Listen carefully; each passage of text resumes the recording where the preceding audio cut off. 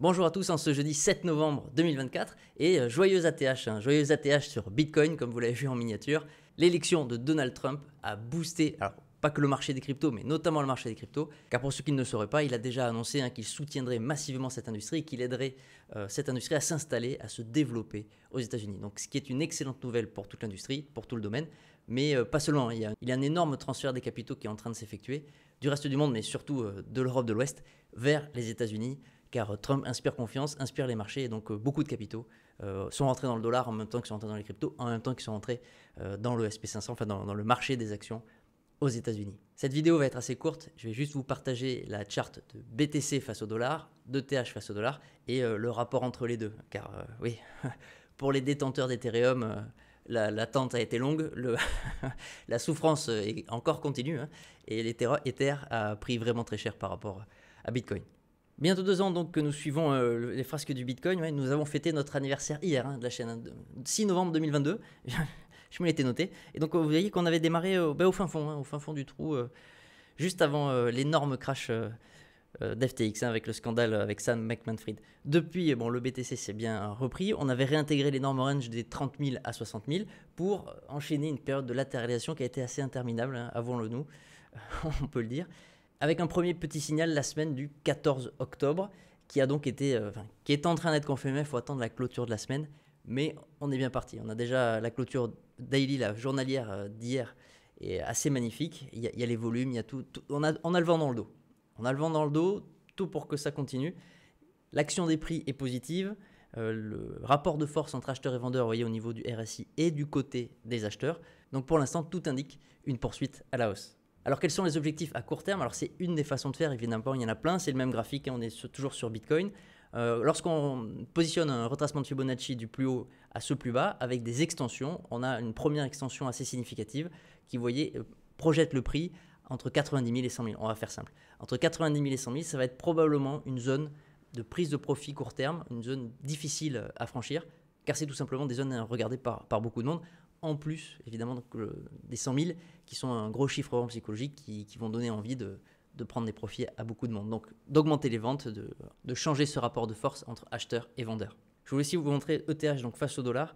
La semaine n'est pas clôturée, mais vous voyez qu'on est en train, alors toujours pareil, les clôtures ça compte pas, mais j'avais envie de faire cette vidéo car nouvelle ATH, début probable de cette nouvelle jambe haussière sur les marchés de crypto, qui risque en plus d'être la phase de véritable accélération. Là, avec la découverte de prix sur Bitcoin, on peut vraiment s'attendre à une accélération et toutes les liquidités qui vont sur Bitcoin, d'une façon ou d'une autre, vont se répartir un peu dans tout ce petit marché. Et donc, ETH est en train de réintégrer le range que nous avons suivi de mars à fin juillet 2024, là, qui allait de 2008 à 4000. Donc déjà, la première réintégration signifierait qu'on aurait beaucoup de probabilités d'aller retester le son mini range.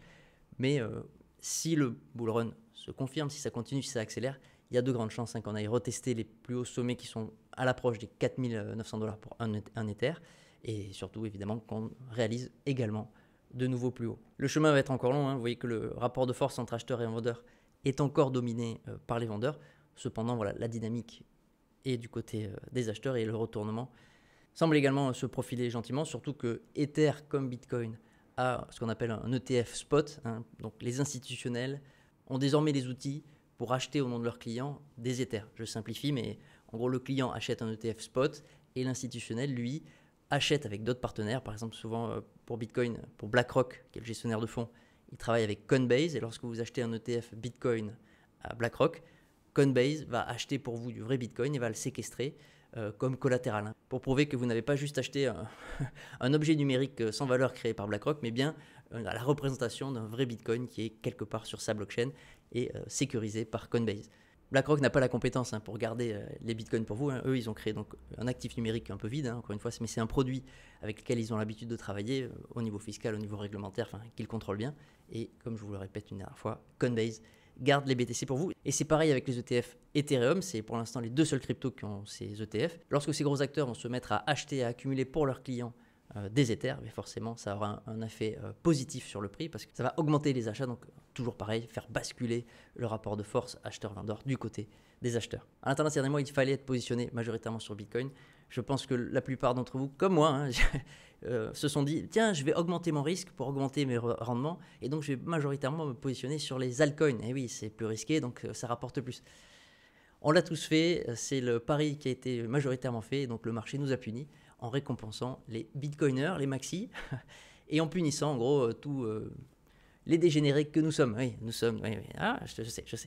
Et donc vous voyez que Bitcoin représente 60% de tout le marché des crypto-monnaies. Alors je suis convaincu que tôt ou tard, ces liquidités se déverseront massivement dans les alts et que nous aurons une fameuse altcoin season. Mais quand ça je ne contrôle pas. Non, toi non plus. Personne.